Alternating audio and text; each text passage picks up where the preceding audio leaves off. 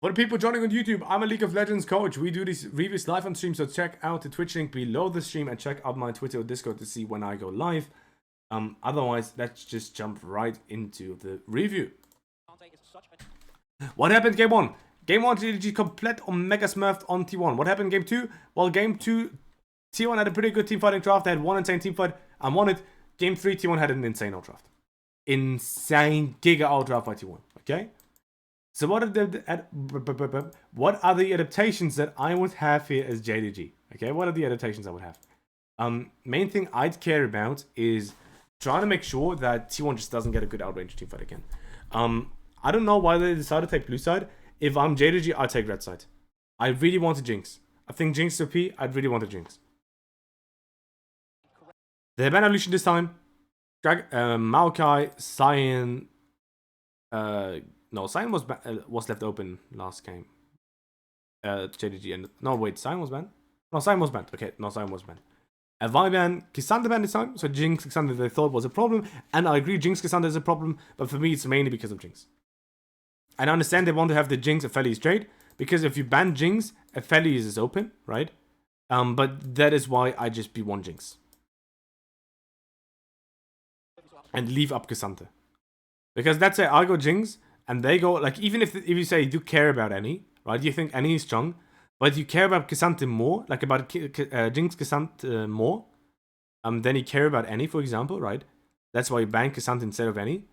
Then I'd rather still first pick Jinx, and if they got any, you can K'Sante flanks pick as well. Like, for me, this sort of approach to draft doesn't make that much sense, because for me, I just always first pick Jinx. The Lulu ban? Okay, interesting, but also a little bit weird. So any first pick again by JDG, it seems like, but I'd hardly prefer Jinx. I think Jinx is a lot better. But watch T1 just pick Aphelios again, because they just changed their opinion and now they think Aphelios is better again. But because for me, okay, K'Sante's banned out, and K'Sante Jinx very good, right? What I would just do is Gragas Jinx. Gragas does a similar role.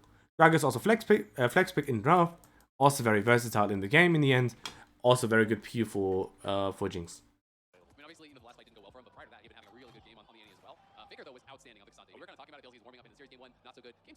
Nautilus is fine, Nautilus Jinx is okay. Nautilus Jinx is okay.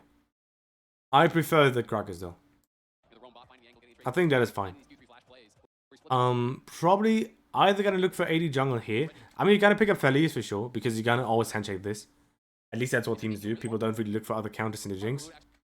I wouldn't pick Fresh. Oh wait, Wukong is open this time, because they banned Lulu. Okay, so we're just gonna see Wukong and Aphelios. Yeah, it's Kanavi, Wukong, and... Ooh, it's Kanavi, Wukong, and Rakan. That is very interesting, actually.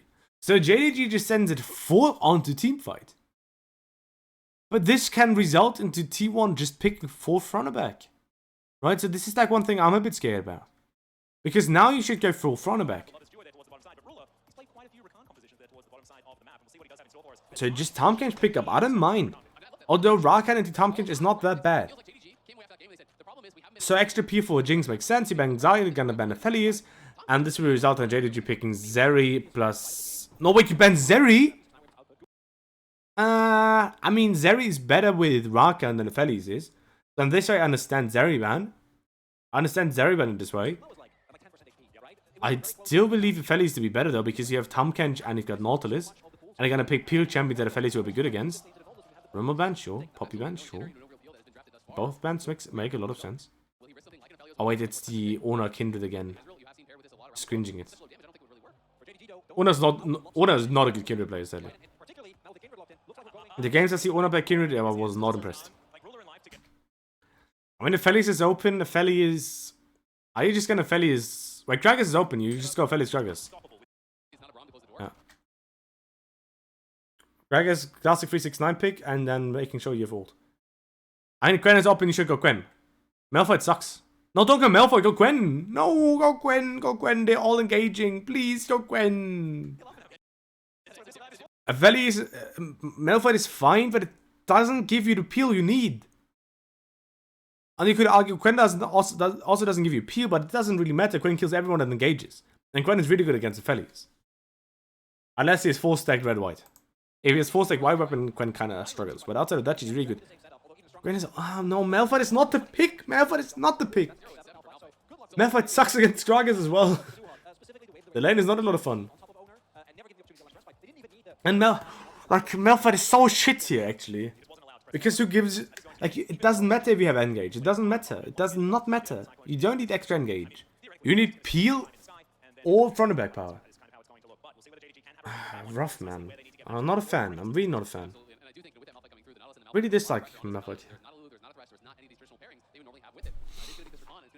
I really dislike Malphite here.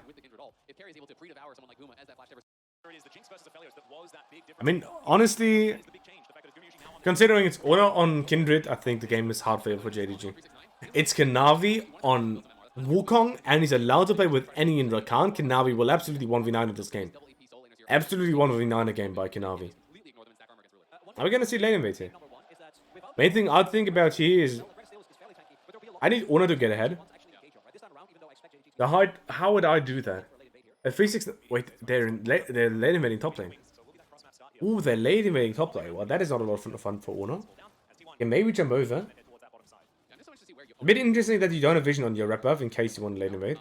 Because usually we just make sure we have information of them swapping. Oh wait, never mind, we do. Okay, yeah, I'm stupid. Okay, never mind. Okay, you do have vision. Oh!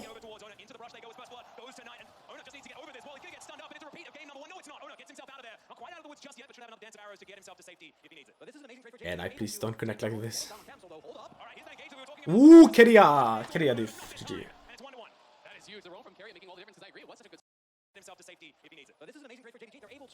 GG. And good lane invade by JDG here. Shifting from red into mid here as well, taking Raptors. Oner gets a Raptors in time, so that feels a bit bad. I'm wondering instead... I mean, you want to finish the Raptors. Makes sense. I'll also try to finish Raptors. I mean, if he goes buff into buff, it's really bad for his second clear because he's going to be behind in his important camps. Because he will need to, like, fall... run away afterwards. Knight dying sucks, but as long as Kanavi survives, that's fine.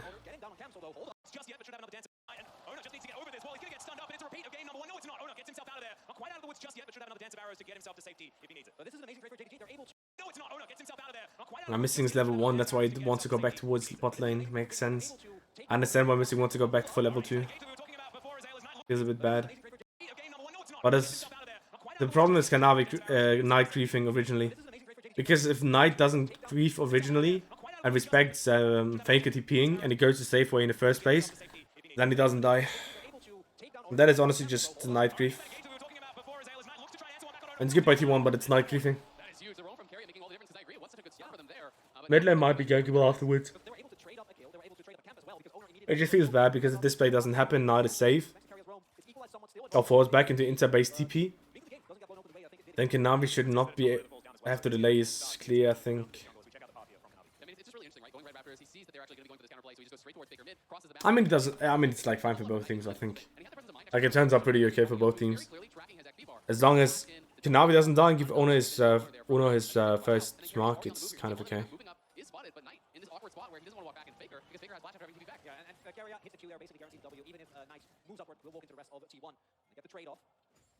But I feel like it's... Gumayusi still doesn't find his reset in Jinx lane though. That is so weird for me. Because I feel like already in game... Was it like last game? I'm not sure. I think it was last game. He fucked up his wave second to reset as well.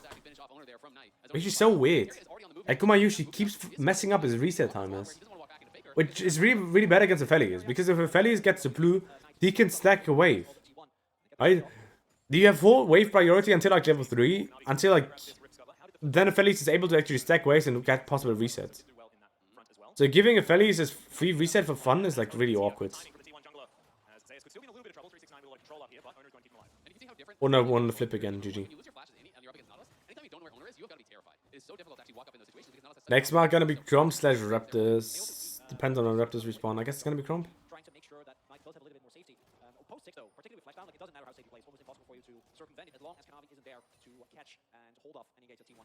I mean, what I call for is possible Raptors invade to get my second mark here as Kindred. Maybe we can even find a good fight here. Yep. But you... Don't you have first move here? Is Faker komplett doen? No, he's not. Like, it's so awkward, man. Like, can you please, like, hire me as a Kindred coach before you play Kindred and officials? Like, come on. I can't play the champ, but at least I know how it works. Like, people don't know how the champion works. You have roam time on support. And the mid laner doesn't need to base. Please play for the mark. Please, that's all that matters. You get the 4 marks early, you're just gonna win a game. It's gonna win a game. Straight up, you're gonna win a game. I think just gonna disengage, whatever. You don't get your second mark again. Next mark is gonna be a flip between Scuttle and Grump. So please don't insert take it. Please don't take it. Please don't take it. Please don't take the... It's gonna be a flip between Scuttle and Grump. Nice. Oh, God bless Oner. He doesn't do the same mistake as game 2. Or like game 1. Oh, God. Thank you, Oner, man. God bless. Nice. Second mark at least. Good. Good. Yeah, end up getting Drake as well. Nice. But we get Dragon priority as T1. We actually don't fuck up our marks. So it's a lot more winnable than game 1, where it was really, really cringe. I was giga cringing how Keria was played game 1. 3 marks, like minute 20. GG. Another weird thing though for me is, can T1 please stop contesting Herald against any? Can we please stop contesting Herald against any? Please. I don't know if you have information that Kanavi still level 5 and delayed, but maybe you do. But the way I look at it is we're still playing against fucking any.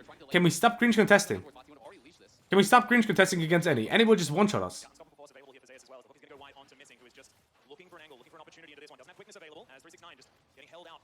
JDG's just gonna win the fight now. JDG not gonna risk it? Okay, JDG's not gonna risk it, okay. It's so scary, man. It's so scary. Did you have information that Kanavi wasn't level 6? Maybe you track experience very well and you understand that Kanavi can't hit level 6 here early. But by the way, it's a bit cold. But the way I look at it is, it's so scary playing against the Wukong.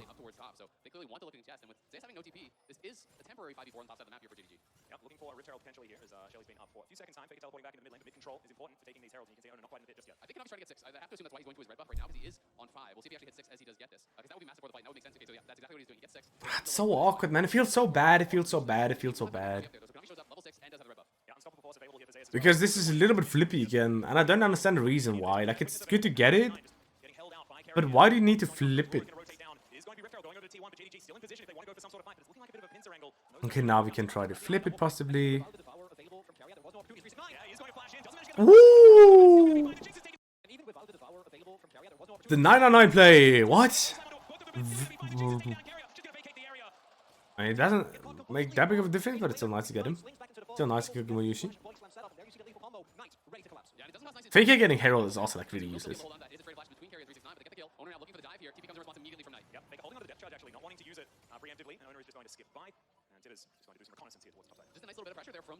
And now he places a mark on the Kragas and he's not able to kill him, so now his mark sucks.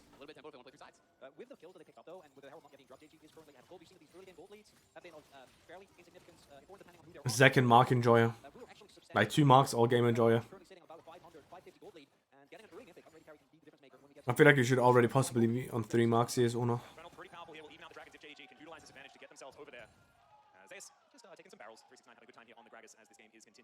It's kind of okay. You've got Jinx. Jinx side is not that bad, but the skirmish power JDG has is just so insane. There's so much engaged with Jinx and so little peel. You have like Tamkench ult and that's like kind of about it. If you have a different top lane, I feel like the game is a lot more playable, but you pick Malphite instead of like Gwen. I feel like if you have Gwen, it's like really playable. Gwen would have been so nice here. T1 is there first, tries to get control, next dragon spawning in 10 seconds. Although Soul has a very high likelihood of just being garbage, considering Mountain and Infernal is out. That would be very, very good for JDG, I feel like. Because unless the game goes super late game, I do believe that JDG is very favored when it comes to scaling. Of course, when it comes to end game, like 6-item Jinx, 6-item Kindred is gonna be absolutely insane. Especially if Kindred gets to high marks at this point in time. And she should, because every teamfight should result in like getting, or having a very high likelihood of getting a mark, because people will actually end up dying. That's still very rough.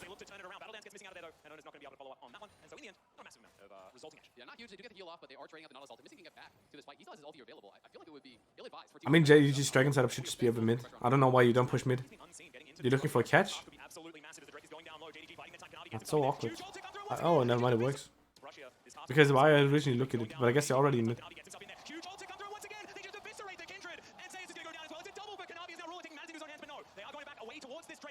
And he's broken. I mean, Jinx is more broken, but Annie is really OP. I understand why JDG goes for any first pick, the way they play. I still prefer Jinx, but I understand why they do it.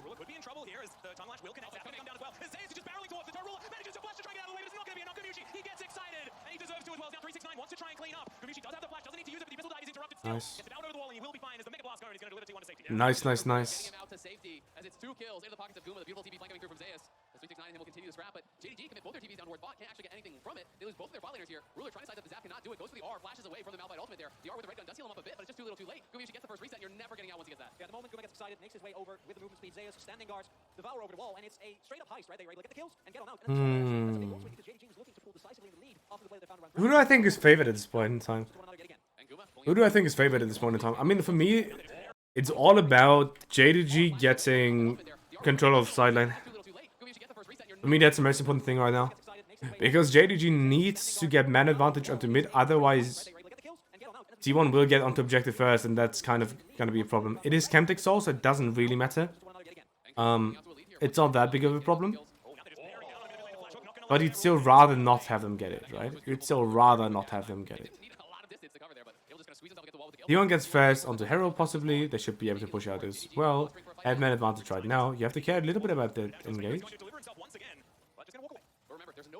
Isn't T1 favored here? Is it similar to like game 2 where... Or was it game 1? Where JDG respected way too much when they were actually favored in the 5v5? I think it was game 1. Because T1 I feel like is favored as long as they don't creep it. But you allow JDG so much time to set up these flanks. And 369 is an insane flank here, by the way. Such a beautiful flank. Kanavi solo starting it. Ooh! Oh, 369 will fucking 1v9 this fight. Never mind. Double never mind. Oh, Gumayusi is fine. Woo! But 369's flanks are insane. Like, they are insane. Gumayusi is completely out of the fight and Oner just gets killed.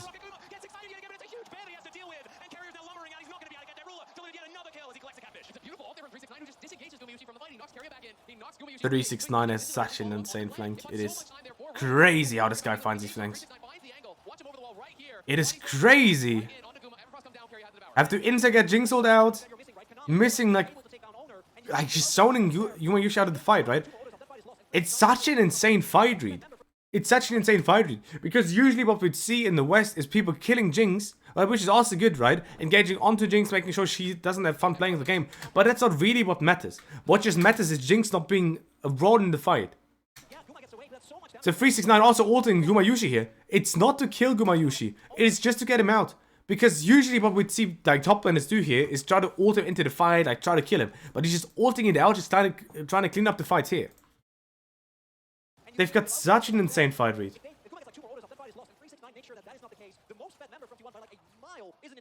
And patience pays off. JDG got a big team fight with. It's just beautifully played from 369. You know, he has the disengaging ult. He drops his Q in between them, so he has to actually walk through that for the slow. And yes, he loses his flash off that, but this is going to be now next fight is in JDG's favor. Ruler will have his flashback. Guma's going to have no sums. There will be flash on 9. There will be flash on Kanavi. There will be flash on missing, which is going to make this next team fight a nightmare potentially for Guma or even for Oner. So what they're going to be able to find here is Decoy is going to get collected by Dredgeline, and Baker's not going to be tricked by it. On the bottom side of the map, you can see Picture Knight is just farming out these minions as the Drake is what T1 are looking at. Chemtech Soul, not exactly the most high value, but the teleport is still going to come through. Could be another 5v5. Find here is Decoy. Again, though, as before, right? I feel like if T1 plays it properly, and they get first on the objective, which they should in a lot of cases, they're gonna end up being fine. Wait, how the heck do you get this? Woo! Missing setting up the flank TP already. Good, good, good, good. Because that's usually something you would sweep, right? And you wouldn't think you'd have that much vision behind you. So you think you'd be safe here, but you're not. Gragas has TP here. Although he TPs into this instead. Well, that is scary. But that fight is a little bit too front and backy looking at it. That fight, it seems like a little bit too front and backy at first. Very nice hook onto Aphelios, and Aphelios just insta out. Kanavi still very, very scary, but you've got Gumayusi being able to save him. Knight flash ulting, not hitting Gumayusi. And Oner still... Wait a second. Oner has ult. Wait, Oner doesn't have ult. Wait, Oner... Like, the ult is 10 million... Has 12... Has like 3 minutes cooldown or what? Oner still doesn't have ult here. Oner still doesn't have ult. Okay, well, that's a disaster. Because it starts so good. But it's just so hard. Like, you just don't have peel. You just don't have peel. You pick Kindred ML fights. Like, how does Gumayusi play? Like, you don't have peel. Like, you catch enemy AD carry and you still lose the fight. You catch Ruler and you still lose the fight because your draft just sucks. The draft just sucks. What can I tell you? The draft sucks. I mean, Kanavi Wukong is insane, but... Man, T1's draft is like... Last draft was so good, and then they just do this shit draft like this. I don't... Like, the biggest problem for me is that Malphite pick, though. I feel like if you have a different pick here, like, it can still completely change, but like this, it's just horrible. Horrible. That's what I'm thinking. You know, I'm going through emotions, but the real carry on JDG this game is Kanavi. He is just absolutely gigantic, and with Knight and his bear, they are getting the work done. Absolutely fantastic stuff, and we'll see whether, as we tick towards Doomsday, which is 24 minutes in this game. Oner not having ults, of course, also like a bit of a disaster, but I don't think it even changed too much here. But is Kanavi going Guardian Angel, or is he just going Shojin, not giving a shit? Because if I'm him, like, I'd really think about Shojin. I'd really think about Shojin if I was him, but I guess it's just gonna be GA. I think GA is actually a pretty good item here. And again, the Abyssal Mask. Who gives a shit, man? You don't have magic damage. It's so useless. What for? My next fight decides the game, right? Next fight really just decides the game. Again, 369 on flank, though. Like, 369 is so, like, it's getting so much economy. Pressuring side, where T1 just perma groups. And he's losing side, but that is why you don't pick Malphite. Like, when you play a composition that wants to front and back as much, then you need someone that can do a side lane. And Nautilus is just kind of okay, right? But Malphite is just horrible at it. Like, if you have Quenny, the game is so much easier to play, I feel like. Yeah, just gonna be GA, I guess, for Wukong. Baker tries to TP. I feel like JDG is a lot better team, honestly. I know T1 is like 2-1, but I feel like JDG is a lot better team. I feel like one game they won because of draft, and game 2 they won because they had one insane team fight. But macro-wise, I feel like JDG is so far ahead. I feel like macro-wise, JDG is so far ahead.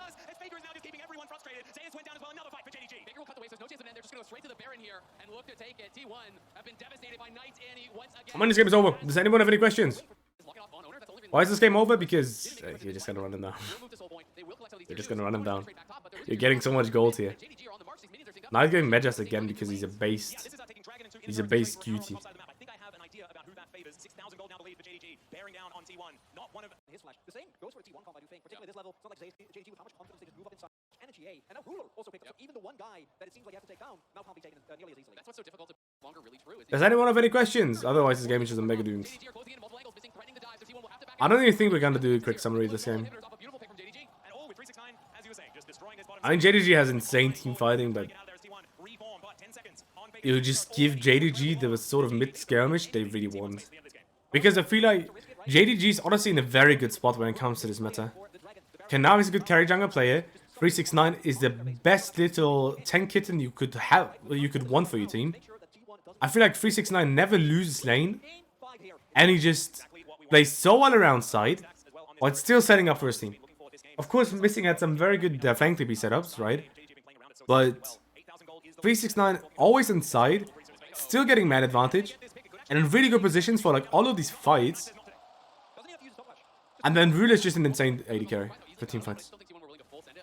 Like, that's all you need. Like I don't care if laner wins, if my AD carry wins lane as long as he doesn't creep it. And then late game team fighting, Rule is just insane, man. He's just completely insane. There's so many threats over on the other side that it's so difficult for him to find space because we talked about Kanavi, we talked about Knight. 369 casually has a death cap on his Gragas as well, so there's really 4 members that he's going to be so afraid of. So it's really difficult to find that time to maximize damage. He does have a stopwatch now, so Guma is prepared for this next fight. He's going to have double jumps, he's going to have 4 items and a stopwatch, and there is that option, there is that angle if he can find it, but it will be very difficult because JDG are just going to set up in the top side jungle, they're going to deny vision, they're going to play around this Baron, and if T1 commits to try to deny soul, you can just lose a Baron for free. JDG have that luxury of not having to actually go to Dragon if they don't want it. As we like to say in the LCK, it's a rock and hard place type situation because when you have soul, you have so much extra control of the map, or soul point as it were. Kanavi lurking off to the side, he is so scary. 6-0-6 on this monkey. But T1 is moving in, they didn't do anything, they're just going to lose the game, right? Like both. Yeah, Knight is shoving the bow, or Knight is teleport as well. I don't know. Woo! Nice try to catch. I mean, this game is over. Like, what is there to say? What is there to say? What is there to say? GG. GG. Last one for any questions. I don't think we're going to do a quick summary of this game. And then otherwise we're just going to jump into game 4. Into game 5. Sorry. Because we're already like over 2.5 hours in. And I still have a lot to do today. So I kind of want to be there as...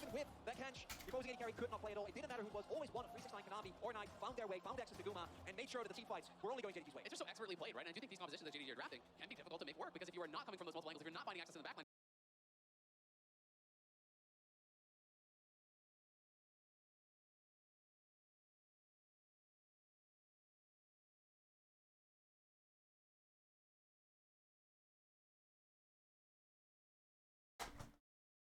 you're having to fight through this beefy front line. That T1 did draft. Guma's going to go crazy, but they always seem to be able to find that angle, to be able to find that surprising gauge. No hesitation when T1 would step that 1 foot too far forward. Anyway, does anyone have any questions? It doesn't seem like there are any questions right about now. Otherwise, for the YouTube people, thank you for watching the video. Otherwise, check out my other content. And hopefully see you guys in game 4. Check out the socials link below the video. And then bye-bye.